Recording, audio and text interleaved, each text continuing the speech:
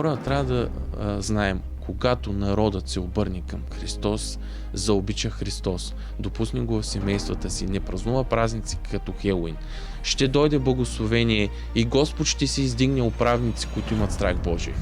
Имат ли управниците страх от Бога?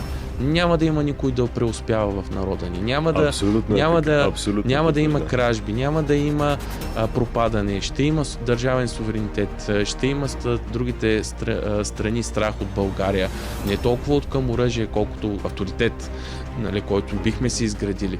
Ние в момента издигаме хора, които просто, за жалост, големия си процент, надявам се, не всички, но доста голям процент просто няма страх от Бога.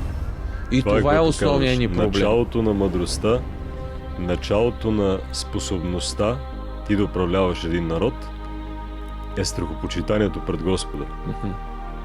Всички блага, всички богатства, които могат да дойдат в живота на човека и всички ценности и всички инструменти той да управлява даден ресурс, идват когато той има страхопочитание към Господа и Неговия закон.